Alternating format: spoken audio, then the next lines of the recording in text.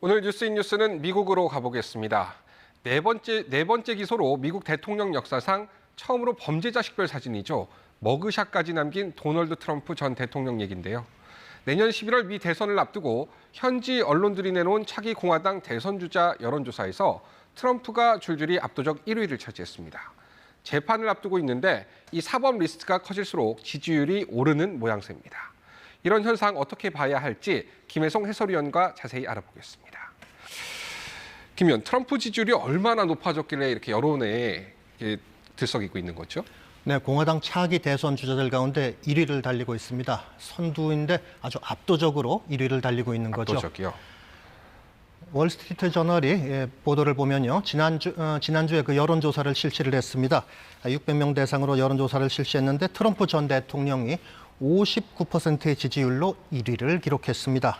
론 디센티스 플로리다주 지사가 2위인데요. 지지율이 13%에 불과합니다. 두 후보 간 차이가 지난 4월에 24%였는데 지금 2배 가까이 벌어진 겁니다. 이 밖에 니키 헤일리 전 유엔 대사 등 다른 후보들 지지율은 한 자릿수에 불과했습니다. 현지 시간 5일 CNN이 또 여론조사 결과를 발표했는데 내용은 이와 크게 다르지 않았습니다. 그렇군요. 사실 트럼프 대통령 형사 처벌 가능성이 이제 크다 이런 보도들이 나오고 있는데 그렇죠. 사실 사법 리스크 아닙니까? 리스크는 좀 위험하다는 건데 오히려 지지율이 올라요. 이거 어떻게 봐야 되는 겁니까? 네, 콘크리트 지지층이라고 해야 될까요? 그 범죄 혐의를 받아도 지지율이 떨어지지 않고 오히려 올라가는 이런 현상에 대해서 열성 지지자들 가운데 트럼프 전 대통령에 대한 수사가 공정하지 않다. 이렇게 믿는 사람들이 많아서라는 분석입니다. 미국 현지 매체 하나 보죠. 뉴욕타임스 보도인데요. 핵심 지지층은 트럼프 전 대통령의 결점에도 불구하고 지지하는 게 아니라 결점이 있다고 믿지 않기 때문에 지지한다. 이렇게 분석을 했습니다. 신문은 또 이들이 포퓰리스트이고 보수적이고 블루칼라들로 미국이 위기에 처했다고 확신하고 있으며 트럼프에게 특히 충성스럽다. 이렇게 전했습니다. 영국 BBC도 다수의 공화당 유권자들이 트럼프 전 대통령이 받는 혐의가 정치적 동기에 의한 것이라고 믿고 있다면서 잇따른 기소가 현재의 정치 지형을 변화시키기는 어려울 것이라고 전망했습니다. 그럼 지금 트럼프 전 대통령 현재 재판 중인 게 정확히 어떤 거고 또 몇 개나 되는 거죠? 네, 한두 가지가 아니라 4가지나 되는데요. 또 지금 법원에서 이제 인정이 얼마나 될지 지켜봐야겠습니다만 기소에 따른 혐의 내용들은 거의 100가지에 가깝습니다. 혐의가 100가지라고요? 그렇습니다. 그 기소 죄목은 4가지인데 구체적인 내용을 보면 그렇다는 거죠. 지난 3월에 포르노 배우와의 성관계 입막음을 위한 회계 부정 때문에 뉴욕 검찰에 처음 기소가 됐고요. 그리고 지난 6월에 대통령 재직 시 기밀 정보를 유출하고 보유해온 혐의로 연방 검찰에, 그리고 지난달에는 의사당 난입 사건 등으로 연방 특검에, 그리고 대선 당시 조지아주 개표 결과에 압력을 행사한 혐의로 주 검찰에 의해서 각각 기소가 됐습니다. 조지아주 사건과 관련해서는 지난 24일 머그샷까지 찍어야 했는데요. 오히려 지지층은 적극 행동에 나서서 이후 710만 달러나 모금이 됐습니다. 뿐만 아니라 트럼프 전 대통령 측은 머그샷 모습이 담긴 티셔츠, 포스터 등의 상품을 판매에도 나섰습니다. He is a marketing savant. He's a genius when it comes to this stuff. I'm sure that he anticipated this moment. It wasn't as if he was surprised by the fact that he was going to have his photograph taken. His team would have known this was going to happen, and they obviously planned accordingly, recognizing this was a huge opportunity for him to take ownership of it and leverage all of the excitement and interest that. 네, 인터뷰도 재밌는데 혐의도 많고 이렇게 복잡한데 피의자가 대선 후보로 올라갈 수 있는 겁니까?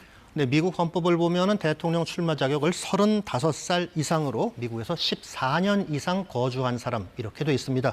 그러니까 법적인 문제는 없는 거죠. 범죄 혐의가 있다거나 또는 재판에서 유죄 판결 받았다고 해서 출마할 수 없다. 이런 명시적인 규정은 없습니다.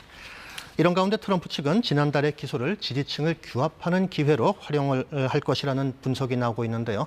그러자면 좀 시간이 또 필요하겠죠. 대선 결과 뒤집기 시도로 기소된 사건과 관련해서 변호인단은 첫 재판을 내년도 아니고 후년에, 그러니까 대선 이후인 2026년 4월로 해달라고 요청을 했었습니다. 물론 재판부는 이걸 받아들이지 않았고 내년 3월 4일로 첫 재판 날짜를 잡았죠.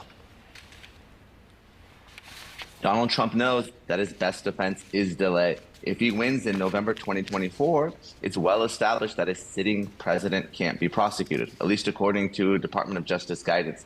So all his legal problems go away. 이게 지지자가 있으면 반대급부로 이걸 또 막으려는 사람들도 있을 것 같은데 움직임이 없습니까? 그렇죠. 이제 출마를 좀 막아야겠다 이런 움직임이 있다는 보도가 있습니다. 외신 보면은 반대파들이 트럼프 전 대통령이 대선 불복 등으로 해서 헌법을 위반했으니 출마를 막아야 한다 이런 주장을 편다는 것이죠. 미국 헌법 수정 14조입니다. 여기를 보면은 반역을 도모했던 사람은 선출직에 나설 수 없게 돼 있습니다. 의회가 3분의 2 투표를 통해서 예외적으로 허용할 수 있도록 했을 뿐이고요. 다만 CNN은 이 조항으로 출마를 막기는 어렵지 않겠느냐 이런 분석을 전했는데요.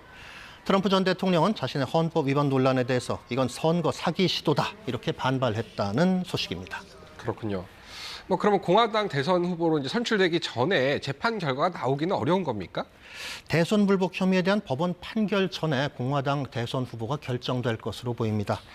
코커스라고 불리죠. 이 당원대회 그리고 예비선거인 프라이머리가 각각 내년 1월에 시작을 하고 지난 대선 혐의 관련 재판은 2, 3월에 시작될 것으로 보입니다.